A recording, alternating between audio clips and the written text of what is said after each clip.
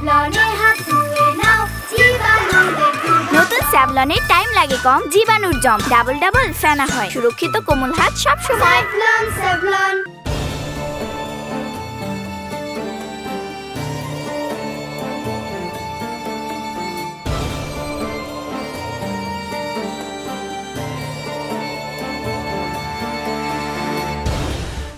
আসসালামু আলাইকুম রহমতুল্লাহি ওবারাকাতুহু। প্রিয় দর্শক শ্রোতা, আপনাদের সবাইকে সাদর আমন্ত্রণ জানাচ্ছি পবিত্র মাহে রমাদান উপলক্ষে চ্যানেল 24 এর বিশেষ ইসলামিক আয়োজন স্যাভলন হ্যান্ড ওয়াশ নিবেদিত Islamic Kafela powered by Shinex floor cleaner. প্রিয় দর্শক, আজ আমরা আপনাদের নিয়ে যাব আবু জাহেলের সমাধিস্থল ও এক টুকরো জাহান্নাম দেখাতে। জাহান্নাম বানাতে বিস্মিত হয়েছেন? যে সারা জীবন আমার নবীকে কষ্ট দিয়েছে, ইসলামের বিরোধিতা করেছে, ইসলামকে শেষ করার জন্য চেষ্টা করেছে, সে জাহান্নামে যাবে না তো যাবে কে? প্রিয় দর্শক, আজ এমনই একটি জাহান্নামের টুকরো আপনাদের দেখাবো যে জাহান্নামে 70 জন কাফের শুয়ে আছে। আপনারা জানেন, দ্বিতীয় হিজরি রমজান মাসে মদিনার মুসলিম এবং মক্কার কাফেরদের মধ্যে বদরের যুদ্ধ সংঘটিত হয়েছিল। যুদ্ধের আগে চলে বেশ কিছু খণ্ডযুদ্ধ, তবে বদরের যুদ্ধ ছিল দুই পক্ষের মধ্যে প্রথম বড় আকারের যুদ্ধ।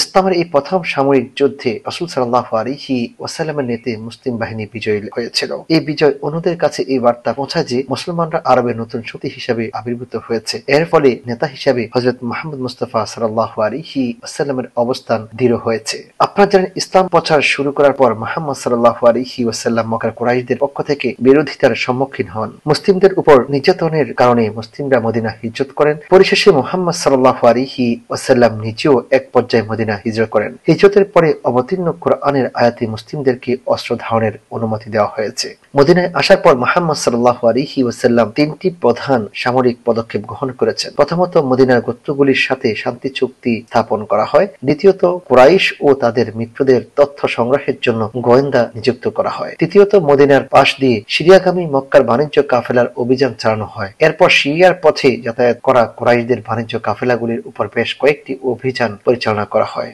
ইতিপূর্বে গাজওয়ে উসাইরা থেকে বেঁচে যাওয়া কুরাইশ কাফেলাটি সিরিয়া থেকে মক্কা ফেরার সময় মুহাম্মদ সাল্লাল্লাহু আলাইহি ওয়াসাল্লাম তাদের তথ্য সংগ্রহের জন্য তালহা ইবনে উবাইদুল্লাহ এবং সাঈদ ইবনে যায়েদকে দূরে প্রেরণ করেছেন। তারা হাওয়া নামক স্থানে পৌঁছে কুরাইশ কাফেলার অপেক্ষা থাকেন এবং কাফেলা ওই স্থানে অতিক্রমের সময় তারা মদিনায় ফিরে ঘটনা অবহিত করেন। কাফেলাটি 1000 উট এবং এসব উটে 50,000 স্বর্ণ মুদ্রা মূল্যের মালামাল ছিল। রক্ষণাবেক্ষণের জন্য কাফেলায় রক্ষী ছিল 40 জন। আক্রমণের আশঙ্কায় কুরাইশ কাফেলার নেতা আবু সুফিয়ান যাত্রাপথে সাক্ষাৎ লাভ করা বিভিন্ন কাফেলাগুলির কাছ থেকে মুসলিম বাহিনী সম্ভাব্য অভিযানের ব্যাপারে তথ্য নিচ্ছিলেন। ফলে তিনি মুসলমানদের আক্রমণের খবর পান। তাই সাহায্য চেয়ে জমজম ইবনে আমর গিফারিকে বার্তাবাহক হিসেবে মক্কায় পাঠানো হয়। সে দ্রুত মক্কায় পৌঁছায় এবং তৎকালীন আরব রীতি অনুযায়ী উটের নাক চাপড়ায়, আসন পাল্টিয়ে দেয়, নিজের জামা ছিঁড়ে ফেলে এবং উটে বসে ঘোষণা করে যে মক্কার কাফেলা মুসলিমদের হাতে আটকা পড়েছে।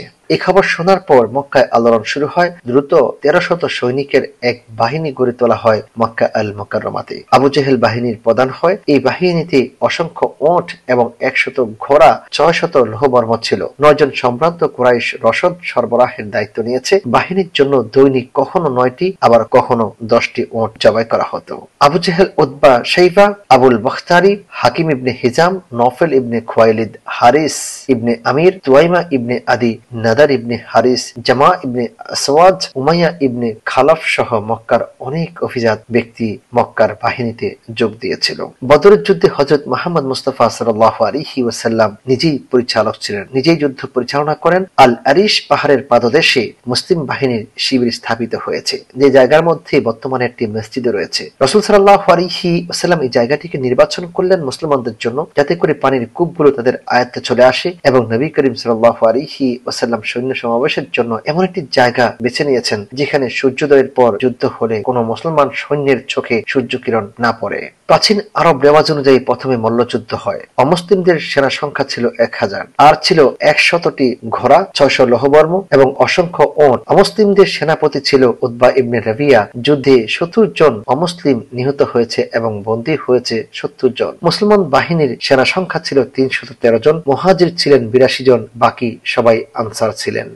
প্রিয় দর্শক, আপনারা দেখছিলেন আপনার প্রিয় অনুষ্ঠান স্যাভলন হ্যান্ড ওয়াশ নিবেদিত ইসলামিক কাফেলা। সময় হয়েছে বিরতিতে যাব একটি বিরতিতে, ফিরবে একটু পরেই, সঙ্গে থাকুন। আমাদের লিটল স্টারের চাই double care twinkle baby soap. ত্বককে রাখে কোমল, আর অ্যান্টিব্যাকটেরিয়াল ফর্মুলা রাখে জীবাণুমুক্ত। শুরুটা হোক যত্নে। প্রিয় দর্শক, বিরতির পর আবারও স্বাগত জানাচ্ছি পবিত্র মাহে রমাদান উপলক্ষে চ্যানেল 24 এর বিশেষ ইসলামিক আয়োজন সেভলন হ্যান্ড ওয়াশ নিবেদিত ইসলামিক কাফেলায়, powered by Shinex floor cleaner. আউস গোত্রের 61 জন এবং খাজরাজ গোত্রের 170 জন মুসলিমদের ওঁট ও ঘোড়ার সংখ্যা ছিল যথাক্রমে 70 এবং 2টি, অর্থাৎ ওঁট ছিল 70টি, ঘোড়া ছিল মাত্র 2টি। যুদ্ধে মুসলিম বাহিনী 14 জন সাহাবায়ে কিরাম শহীদ হয়েছেন। এই যুদ্ধের উল্লেখযোগ্য ঘটনা ছিল নবী করিম সাল্লাল্লাহু আলাইহি ওয়াসাল্লামের প্রধান শত্রু আবু জেহেল নিহত হয়েছে, যার কথা আমরা বলছি এবং বলেছিলাম যে রাসূলুল্লাহ সাল্লাল্লাহু আলাইহি ওয়াসাল্লামকে মক্কা আল মুকাররমার মধ্যে সবচেয়ে বেশি কষ্ট দিয়েছে এবং রাসূল সাল্লাল্লাহু আলাইহি ওয়াসাল্লামকে হত্যা করারও পরিকল্পনা গ্রহণ করেছিল এই আবু জেহেল। প্রিয় দর্শক, আপনারা জানেন বদরের এই যুদ্ধের মধ্যে মুআজ এবং মুআউইজ নামে দুজন কিশোর সাহাবী এই আবু জেহেলকে নিহত করেছে। যুদ্ধ শেষ হওয়ার পর নিহত মুসলিমদেরকে যুদ্ধক্ষেত্রে দাফন করা হয়। নিহত কুরাইশদের লাশ ময়দানের একটি কুয়ায় নিক্ষেপ করা হয়েছে। এই সময় 24 জন প্রধান কুরাইশ নেতার লাশ কুয়ায় নিক্ষেপ করা হয়েছিল, যাদের নাম আমি উল্লেখ করেছি। আবু জেহেল, উতবা, সাইবা সহ যারা মক্কার লিডার ছিল তারা প্রত্যেকেই বদরের প্রান্তরে নিহত হয়েছে এবং তাদের প্রত্যেকের লাশকে এই কূপের মধ্যে নিক্ষেপ করা হয়েছে, যে কূপটি আমরা আপনাদেরকে দেখাচ্ছি। প্রিয় দর্শক, আপনারা দেখতে পাচ্ছেন এই যে সবুজ অরণ্যের মধ্যে এখানে মসজিদ রয়েছে, মসজিদের পাশেই এখানে আবু জেহেলকে দাফন করা হয়েছে। প্রিয় দর্শক, আজ আমরা আপনাদেরকে নিয়ে এসেছি বদরের প্রান্তরে অবস্থিত আবু জেহেলের সেই গর্ত, যে গর্তের মধ্যে আবু জেহেলকে টেনে হিঁচড়ে ফেলে দেওয়া হয়েছে। আবু জেহেলকে এখানে ফেলানোর পর রাসূল সাল্লাল্লাহু আলাইহি ওয়াসাল্লাম দ্বিতীয় দিন তার এই জায়গার মধ্যে এসে, এই কূপের পাশে এসে প্রত্যেকের নাম ধরে ধরে ডেকেছেন আর বলেছেন, তোমরা তো আমাকে অবিশ্বাস করেছিলে, আমি তোমাদের প্রত্যেকের ঘরের দরজায় গিয়ে নক করেছি এবং তাওহীদের বাণীর দাওয়াত দিয়েছিলাম, তোমরা আমাকে অস্বীকার করেছ, কিন্তু আজকে তোমরা বলো তো কে সত্য কে মিথ্যা, কে সত্যবাদী কে মিথ্যাবাদী, কে সত্য পথে ছিল কে মিথ্যা পথে ছিল? নিশ্চয়ই তোমরা মিথ্যা পথে ছিলে। প্রিয় দর্শক, যখন কাফির মুশরিকরা একত্রিত হয়েছে, আবু জেহেল যখন 1000 সৈন্যবাহিনী নিয়ে মুসলমানদেরকে নিধন করার জন্য, শেষ করে দেওয়ার জন্য বদরের প্রান্তরে একত্রিত হয়েছিল, তখন রাসূল সাল্লাল্লাহু আলাইহি ওয়াসাল্লাম সৈন্য পরিচালনার পাশাপাশি আরিশ নামক জায়গার মধ্যে তিনি বসে রব্বে কারীমের দিকে হাত বাড়িয়ে, আকাশের দিকে হাত বাড়িয়ে তিনি দোয়া করছিলেন আর বলেছেন, আল্লাহ, যদি তোমার এই 313 জন সাহাবী আজকে শেষ হয়ে যায়, শহীদ হয়ে যায়, তোমাকে রব বলে ডাকার মতো কেউ থাকবে না। প্রিয় দর্শক, তারপরে আল্লাহ সুবহানাহু ওয়া তাআলা মুসলমানদেরকে সাহায্য করার জন্য তিনি বদরের প্রান্তরে জাবালুল মালাইকার উপরে যে পাহাড়টি আমরা আপনাদেরকে দেখাচ্ছি বালু কালারের, সেই পাহাড়টি হচ্ছে জাবালুল মালাইকা বা ফেরেশতাদের পাহাড়। এই পাহাড়ের উপর 5000 ফেরেশতা অবতীর্ণ হয়ে সাহাবায়ে কিরামের সারিতে দাঁড়িয়ে গিয়ে তাদেরকে সহযোগিতা করেছেন, তাদের সঙ্গ দিয়ে যুদ্ধ করে কাফেরদেরকে শেষ করে দিয়েছেন। প্রিয় দর্শক, যারা এভাবে ইসলাম, কোরআন এবং হাদিসের পথে থাকবে তাদেরকে যুগে যুগে আল্লাহ রাব্বুল আলামিন সাহায্য করবেন, সেটি কিয়ামত পর্যন্ত অব্যাহত থাকবে। আজ আমরা দেখাচ্ছি আবু জেহেলকে যেখানে সমাধি করা হয়েছে তার সমাধিস্থল দেখুন, সেখানে জাহান্নামে পরিণত হয়েছে, সেখানে কোনো গাছ হচ্ছে না। প্রিয় দর্শক, আপনারা দেখছিলেন আপনার প্রিয় অনুষ্ঠান সেভলন হ্যান্ড ওয়াশ নিবেদিত ইসলামিক কাফেলা। সময় হয়েছে বিদায় নেবার। আজকের মতো এখানে বিদায় নিব। দেখা হবে আগামীকাল অন্য কোনো পর্বে। সেই পর্যন্ত ভালো থাকুন, সুস্থ থাকুন, নিরাপদে থাকুন। আল্লাহ হাফেজ। আসসালামু আলাইকুম ওয়া রাহমাতুল্লাহি ওয়া বারাকাতুহু।